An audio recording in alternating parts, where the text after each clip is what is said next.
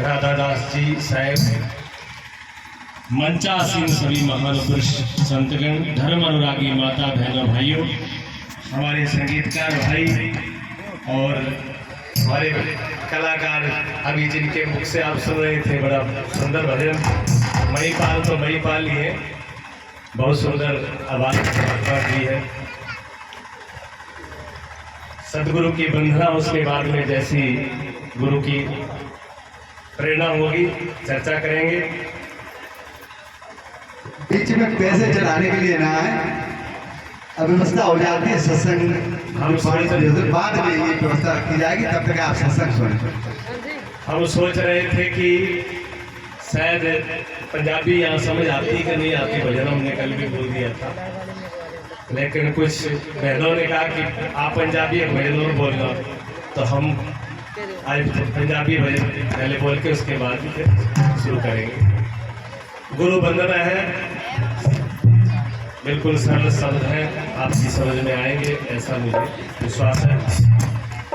बोलिए सतगुरुदेव भगवान की, सतगुरु मेरे, सतगुरु मेरे, कलम हाथ तेरे, कलम हाथ तेरे, कि सोने सोने लेख लिख दे सतगुरु मेरे।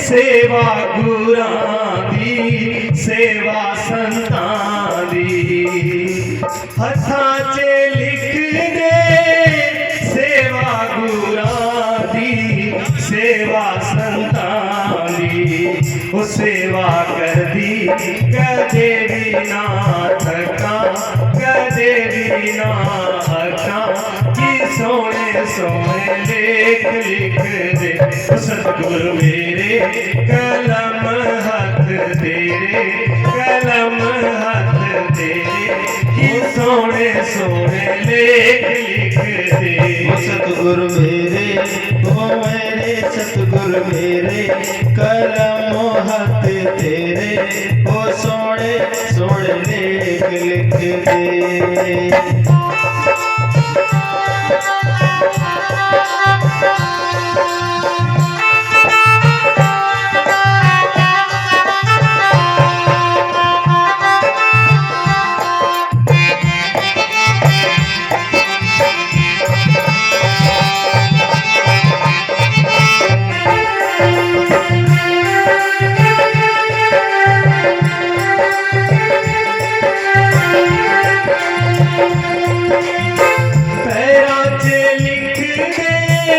सत्संग जाना, हो पैरा ते लिख दे सत्संग जाना, सत्संग जाना, हो सत्संग जाना, सत्संग जाना, सत्संग जाती कदे भी ना थका, कदे भी ना थका, कि सोने सोने लेख लिख दे वो सतगुरु मेरे, कलम हाथ तेरे, कलम हाथ तेरे, वो सोने सोने लेख लिख दे वो सतगुरु मेरे, कलम हाथ तेरे, कलम हाथ तेरे, वो सोने सोने लेख लिख दे।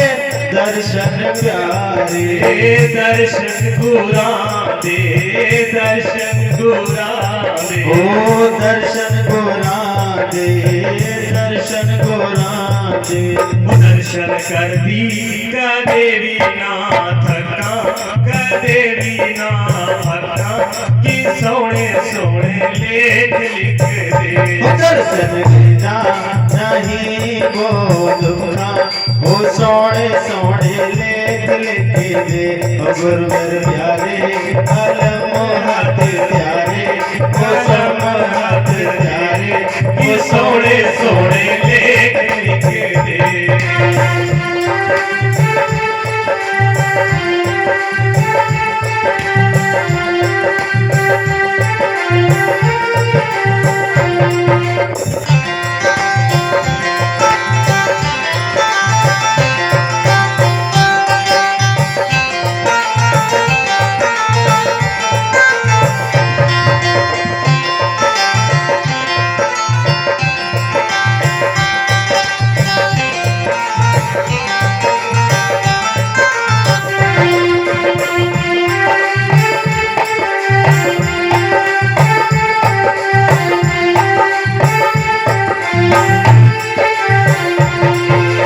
श्वासा से लिख दे काम पुराना श्वासा से लिख दे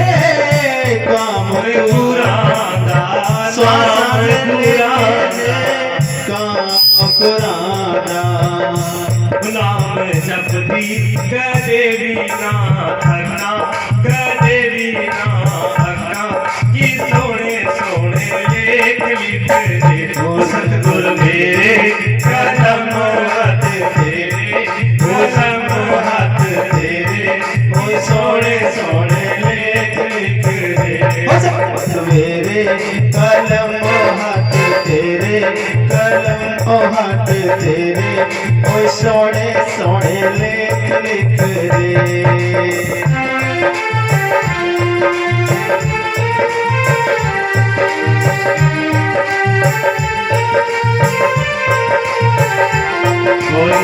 भगवान कहते सोने सतगुरु से ये वंदना है कि हे सतगुरु मैं कैसा भी हूँ पर हूँ तो अज्ञानी अनजान ही मूर्ख ही इसलिए मैं क्या करूँगा मेरा भरोसा नहीं लेकिन कलम अब मेरी तेरे हाथ में है आप अच्छे अच्छे लिख देता और जब सतगुरु लिखता है तो लेख कभी बिगड़ते नहीं है लेख कब बिगड़ते हैं जब हम लिखते हैं हम लिखते हैं तब लेख बिगड़ते हैं सतगुरु लिखते हैं तो लेख बिगड़ता नहीं है कभी और हम लिखवाते हैं जोर जबरदस्ती किसे सतगुरु से भी कारण है आप कहोगे कि हमारे पास इतनी ताकत है कि हमारी जोर जबरदस्ती उस सतगुरु के सामने उस परमात्मा की अनंत शक्ति के सामने हमारी ताकत काम करती है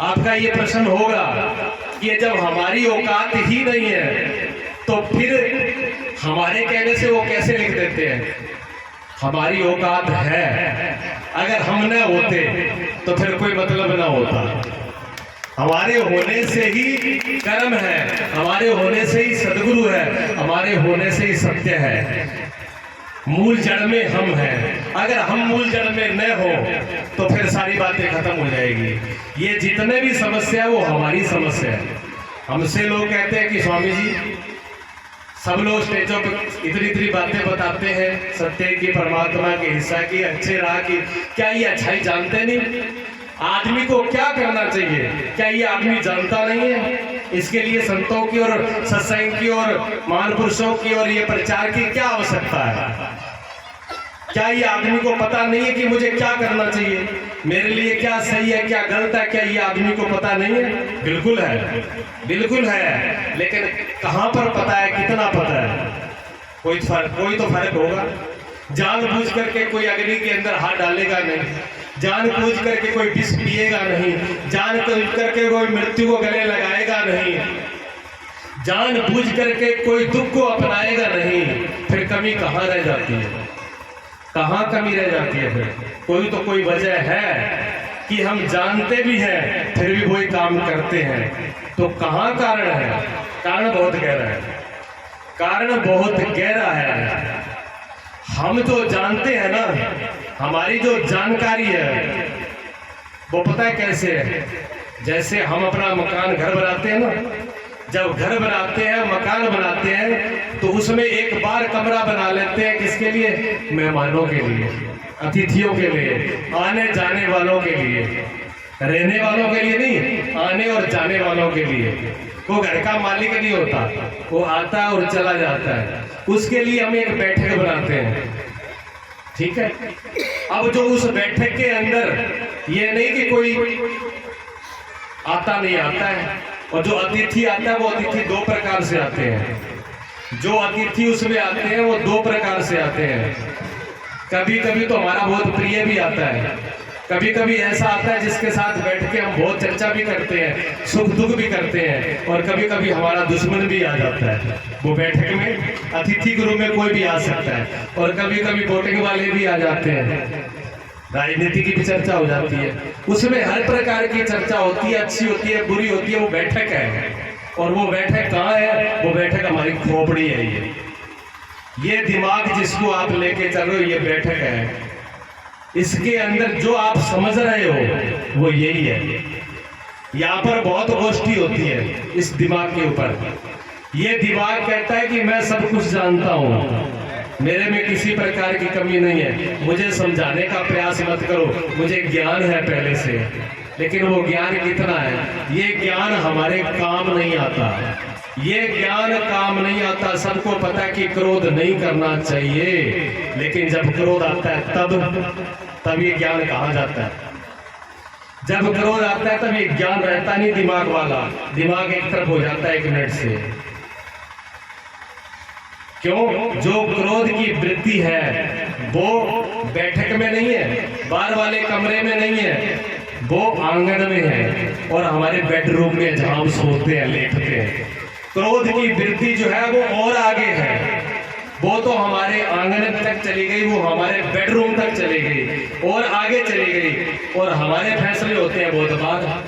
हम निर्णय बाहर से ले लेते हैं, हम बाहर से ही चलते हैं। आप बताइए, आपको भूख लगती है, आप कहते हो मेरे को भूख लगती है, क्या आपको भूख लग रही है? आपको भूख नहीं लगती है, भूख का विषय आपका है ही नहीं, प्राणों का विषय। नींद आ रही है, अब नींद किसको आ रही है? शरीर आराम चाहता है, शरीर आराम चाहता है, शरीर बैठना चाहता है, शरीर लेटना चाहता है, शरीर कहीं जाना चाहता है, और हम किसकी आज्ञा में चल रहे हैं? शरीर की आज्ञा में। उसके बाद फिर मन इंद्रियों की आज्ञा में चलते हैं। आंख ने बैठे बैठे कहा कि नहीं, यहाँ तो कोई बाबा ढंका दिख नहीं रहा, क्या देखना है देखो, देखे टीवी में जा करके बढ़िया बढ़िया कुछ और नाटक। अब बाबा कोई शक्ल है नहीं ढंग की, तो क्या देखना है इनको? अब आंख ये बोली, आप उठ के चल दिए। अब कौन ये निर्णय ले रहा है? ये आपकी इंद्री निर्णय ले रही है। आप कानों के द्वारा सुन रहे हो, आपको अच्छा नहीं लगा, अरे बाबा को पकड़ा दिया, ना बोलना आता, ना कोई पता है, ना ढंग है, ना भजन बोलना आता है, ना कोई सुर का ज्ञान है, और ना कुछ जानते हैं, और मैं पकड़ा दिया, खोपड़ी खा रहे हैं तब से। अब कानों ने क्या निर्णय लिया कि अब हमको सुनना नहीं है। क्या सुनना है? बढ़िया बढ़िया गीत सुनना है, संगीत सुनना है। अब उसके लिए ये कान की वाली इंद्री आपको यहाँ से उठा के, आप किसके इशारे पे चल रहे हो? कान के, ये इंद्री है। इसके बाद मन है। हम लोग जो दूसरों के, सुनना किसका धर्म है? कान का धर्म है। देखना किसका धर्म है? आंख का धर्म है, ठीक है। भूख प्यास प्राणों के धर्म है। अच्छा, वह मन के धर्म है। नितब ये बाहरी वृत्तियां हैं, जो इनके धर्म है, इनको हमने क्या माना? इनको हमने अपना धर्म माना। लेकिन ये क्या है? ये पर धर्म है। पर धर्म भयावह। भगवान कृष्ण कहते हैं दूसरा का जो धर्म है वो भय देने वाला है। और हम किस पे चल रहे हैं? दूसरे का धर्म ये नहीं, हिंदू का धर्म, मुसलमान का, ईसाई का, इन धर्मों की बात नहीं कर रहे। जब गीता उत्पन्न हुई तब ये थे भी नहीं। कहीं गीता में हिंदू शब्द नहीं आता, कहीं गीता में ईसाई शब्द नहीं आता, कहीं गीता में मुस्लिम शब्द नहीं आता, कहीं गीता के अंदर जैन बौद्ध सिख धर्म नहीं आता है, कोई शब्द नहीं आता उसके अंदर, क्यों? थे ही नहीं। ये संप्रदाय धर्म है। धर्म क्या है? शरीर का धर्म है। हम शरीर के धर्म से चलने लगते हैं, उसके बाद हम इंद्रियों के धर्म से चलते हैं। ये पर धर्म है, ये स्व धर्म नहीं है। उसके बाद में जब हम शरीर और इंद्रियों को जब तक सुनते हैं तब तक हमारा निर्णय, हमारी सोच सही होगी नहीं, तब तक हम पहुंचेंगे नहीं वहां पर। उसके बाद में दूसरा निर्णय हमारा कहां से आता है? समाज से आता है। दूसरा निर्णय हमारा समाज से आता है। हमने पूछा भाई ये बैंड बाजे किस लिए बज रहे हैं? बेटे का जन्म हुआ है, तो बेटे का जन्म हुआ तो बैंड बाजे बजना जरूरी है क्या? अरे महाराज क्या कह रहे हो, रीति रिवाज है, चली आ रही है। अब रीति रिवाज चली आ रही है, उन्होंने बैंड पीटे, तुम भी बैंड पीटो खूब। देखो पूजा बेटी है, उसने क्या निर्णय लिया कि बेटे का जन्म है, संतों को बुलाएंगे, सत्संग करवाएंगे, भंडारा करेंगे। रीति तोड़ दी। ये लोग रीति को हटिए, इसको कहते हैं अपने निर्णय। और जो बेटों की तरह मानने वाले पीछे हमारे बाप दादों ने किया, हमारे बाप दादों ने किया, हमारे बाप दादों ने किया होगा, वो सही थे, अपनी जगह पे सही थे, वो समय था, मांग थी। लेकिन अब हमें भी तो कुछ निर्णय लेना है कि उसी की पूछ पकड़ के चलेंगे। हमने ये लोटा चढ़ा रहे हो, जल किस लिए चढ़ा रहे हो? अब पता नहीं, मम्मी पापा ने चढ़ाया तो हम भी चढ़ा रहे हैं। पूजा कर रहे हैं, पूछे पूजा किस लिए हो रही है? पता नहीं महाराज जी, मम्मी ने बतला दिया कि सुबह पूजा करनी है। अब मम्मी ने बता लिया इतना पाठ पढ़ना है, अब पता कुछ नहीं है। अभी परंपरा बहुत कुछ हमको दिया है, उनमें से ये नहीं कि सभी रीति रिवाज खराब है, सभी परंपरा खराब है, पूरा समाज खराब है। मैं ये नहीं बोल रहा हूँ, मेरी बात ध्यान रखना। मैं ये कह रहा हूँ कि उनमें से बहुत सी चीजें मुर्दा हो चुकी है, लेकिन वो हमको समाज ने दे दी। और उसको जब हम लेकर के चलते हैं, फिर हम क्या करते हैं? अगर उसके विरोध में कोई बोले, अगर उसको कोई तोड़ने का प्रयास करे, उसको मिटाने का प्रयास करे, तो फिर हम क्या कहेंगे? ये हमारे धर्म का दुश्मन है, इसको उड़ा दो। फिर वो धर्म पे जो ये धर्म है क्या? ये जो समाज से आ रहा है ये धर्म नहीं है। कभी विद्वान की शादी नहीं होती थी। स्वामी दयानंद जी हुए आर्य समाज से, और कट्टर समाज था उसमें ठाकुरों का। एक बार भी बेटी शादी होकर के आ गई और उसी दिन अगर पति किसी वजह से अगर शरीर छूट गया तो दोबारा शादी नहीं होती। उन्होंने इस परंपरा को तोड़ा और शादी दोबारा करवाई गई। उसके बदले में क्या हुआ? स्वामी दयानंद जी को कांच पिला दिया गया। ये होता है महापुरुषों के साथ। जिसने सत्य कहा वहां गड़बड़ हुआ। जब परंपरा को तोड़ते हैं तो गड़बड़ होती है। तो ये चीज समाज से जो आ रही है वो भी हमारा धर्म नहीं है। और तीसरी बात कहां से आती है? तीसरी बात आती है संयोग से। संयोग का क्या मतलब है? न तो समाज की कोई व्यवस्था ही थी और ना हमारी व्यवस्था थी, लेकिन संयोग बन गया। संयोग बन गया कैसे? हमने कहा कैसे पी ली भैया शराब आपने? अरे महाराज जी क्या बताएं, वैसे तो हम कभी पीते नहीं, घर पे भी कोई पीता नहीं है, लेकिन एक पार्टी में ये 4 मित्रों का संयोग हो गया तो हमको भी पीनी पड़ी। बताओ ये क्या अपना निर्णय है? ये अपने धर्म है? अब एक से पूछा तुम क्यों पी रहे, तुम क्यों खा रहे हो, पी रहे हो? क्या करें महाराज, घर में सब लोग पी रहे हैं, बाबा पी रहे हैं और उनके बाबा पीते थे, सब खाते पीते, तो उनसे हमने ही पकड़ ली। अब ये धर्म है, ये समाज है। अब जो बाबा करें वो हम ही करें, याद है। एक से कहा बताइए, आप तो अच्छे भले हो, आपके तो बाबा भी नहीं पीते, कोई घर में भी खाने पीने वाला नहीं। कहते महाराज क्या करें, घर में भी कोई खाने पीने वाला नहीं और सब तो ठीक है, लेकिन रहना होटल में पड़ता है। अब होटल में सब खाने पीने वाले हैं। अब ये संयोग से जो चीजें हम अपना लेते हैं, ये सिर्फ बारी बिबार की बात नहीं है। ऐसा हम लोग अपने नियम में भी करते हैं। किसी चलते हुए बाबा ने कुछ भी बता दिया कि गले में ये पहन लो, वही लटका लिया आपने। किसी ने कहा हड्डी लटका लो, आपके घर में रात के 12 बजे लक्ष्मी बरसेगी, तो हो सकता है कि वही लटक जाए। होता है सब।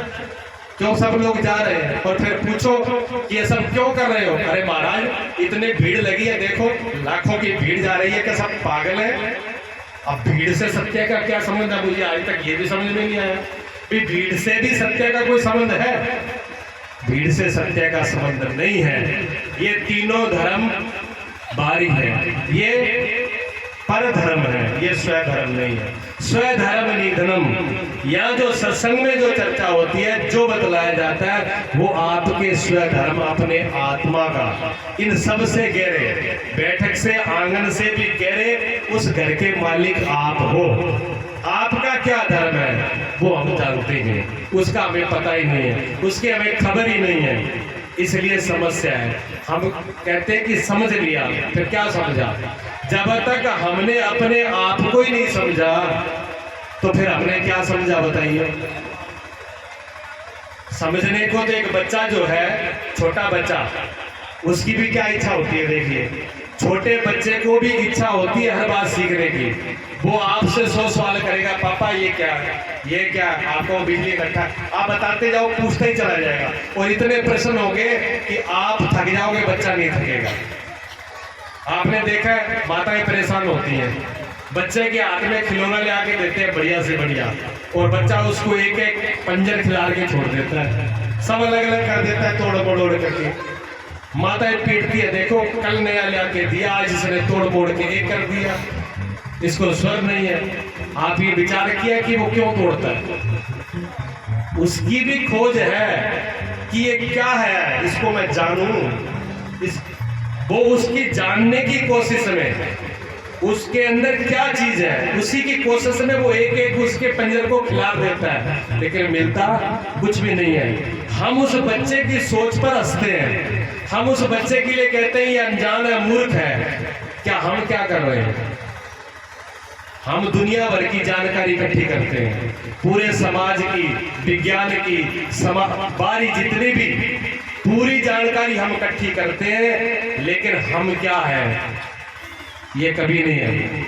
इसकी जानकारी कभी नहीं होती। क्यों? इसकी जानकारी के लिए रास्ता अंदर का बाहर का नहीं है, ध्यान का है, गहरा है, इशारे का है, निश्चल बुद्धि का है। भगवान कृष्ण कहते हैं इस निश्चय पर वो पहुंचता है जिसकी बुद्धि निश्चल हो गई। अब जब निश्चल बुद्धि की बात होती है तो क्या समझते हैं हम? निश्चल बुद्धि की जब बात होती है तो हम ये समझते हैं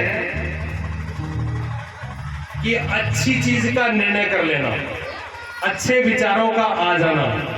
नहीं, अगर ये बात हमने की तो हम चूक गए। अच्छा विचार नहीं आना, अच्छा निर्णय नहीं आना। निश्चल बुद्धि तब होती है जब बुद्धि शांत हो जाती है, जब ना उसमें अच्छाई रहती है ना बुराई रहती है, जब किसी भी प्रकार का चिंतन नहीं रहता है, तब बुद्धि निश्चित होती है, यानी मौन अवस्था। मौन अवस्था एक तो जिह्वा की होती है, जीभ से मौन हो जाना, मतलब शब्द का उच्चारण न करना, और एक मौन अवस्था होती है विचारों की, बुद्धि की, मन की, नो माइंड जिसको बोलते हैं।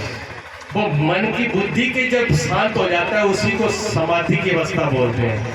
वो अवस्था क्या है? समाधि की अवस्था। समाधि की अवस्था तब होती है जब बिल्कुल मौन हो जाए। अब सदगुरु ने हमें कहा कि निश्चल बुद्धि हो जाए, शांत हो जाओ, चुप हो जाओ, जो भी विधि बताई उसके ऊपर ठहर जाओ, लेकिन हम ठहरते कहाँ? 4 युवक पहुंच गए गुरुजी के पास। गुरुजी हम आपकी आज्ञा का पालन करेंगे, बस आप दीक्षा दे दो। गुरुजी ने कहा कि बेटा जैसे आप दिख रहे हो मुझे, आप आज्ञा का पालन नहीं कर पाओगे। अभी आप सेवा करो, अभी आप झाड़ू पोछा करो, सत्संग सुनो, जब निश्चय होगा तो दीक्षा दे देंगे। उन्होंने कहा नहीं नहीं गुरुजी हम बिल्कुल काबिल हैं, आप हमें दीक्षा दे दो, अभी दे दो। नहीं मानी तो गुरुजी ने कहा ठीक है, एक प्रयोग करो, 24 घंटे के लिए चारों में से कोई बोलेगा नहीं। क्या वो कहा? 24 घंटे के लिए चारों में से कोई बोलेगा नहीं, मौन रहेगा, बस इतना काम करना है। बैठ के संध्या का टाइम था, चारों बैठे एक साथ में। बस से बाद 10 मिनट बीते होंगे, अंधेरा हो रहा था। एक ने कहा अरे आपने देखा नहीं अंधेरा हो गया और किसी ने बत्ती तो जलाई नहीं अभी। दूसरे ने कहा मूर्ख बेवकूफ, गुरुजी ने बोला था कि बोलना नहीं है। तीसरे ने कहा तो तू भी तो बोले गया, और चौथा कहने लगा सबसे अच्छे तो हम ही है जो बोले ही नहीं अभी तक। बोल चारों गए। बस यही खेल है हमारा। हमारी निश्चय इतनी देर का है, इस निश्चय से हम क्या करेंगे बताओ? कहीं पहुंचेंगे? कहीं पहुंच नहीं पाएंगे। निश्चय जब ऐसा निश्चय हो कि हम अटल हो जाएं, उसके लिए क्या करना पड़ेगा? थोड़ा अभ्यास करना पड़ेगा।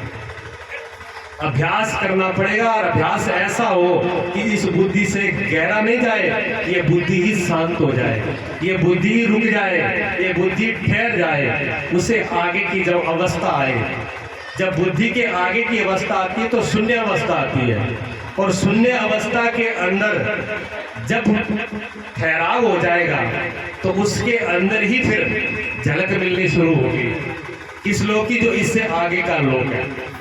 कहना आसान है, सब जगह परमात्मा है, ये बात भी सत्य है। हम इसको ठुकराते नहीं कि सत्य परमात्मा सब जगह नहीं है, लेकिन परमात्मा सब जगह है तो क्या मानने के लिए तैयार है? नहीं तैयार है। ये कहने की बात है, ये हमारे अनुभव की बात नहीं है। सत्य के दो रूप हैं, एक प्रकट एक अप्रकट है, एक गुप्त रूप में है, एक प्रकट रूप में भी है।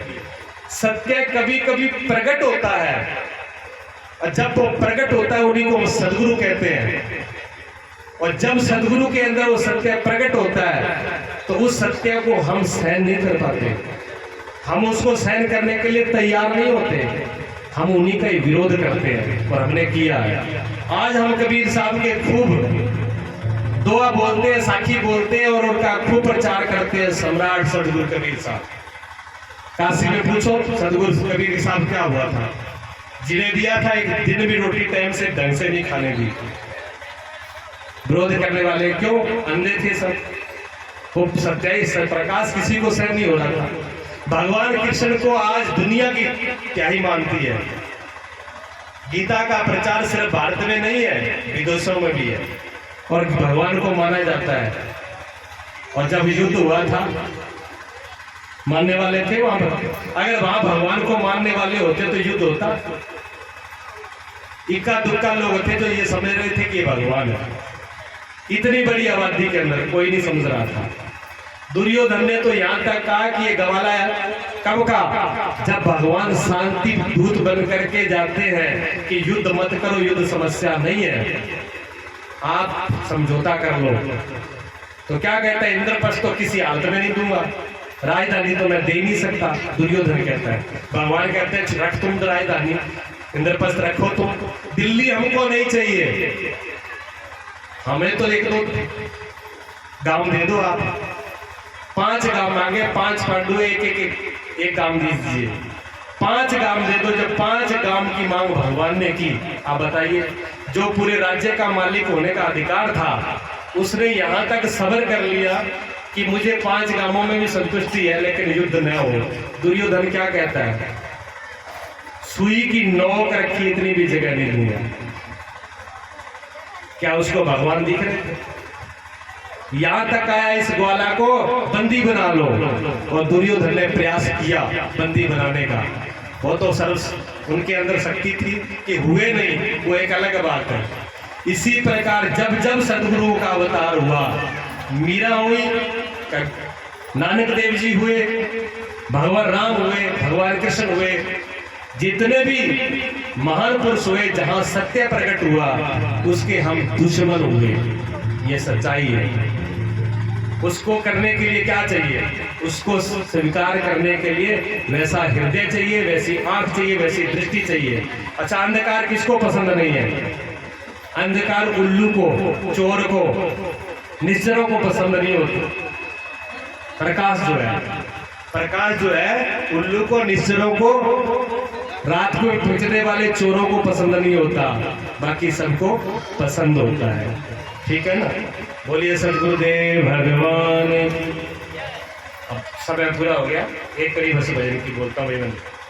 सत्य को गहनो पहनो मेरी बहनों, तब होगा उद्धार। ये गहने तुम्हें आन मिलेंगे सतगुर के दरबार। सदा ये मंगलकारी, सदा ये मंगलकारी, कटे सब संकट भारी।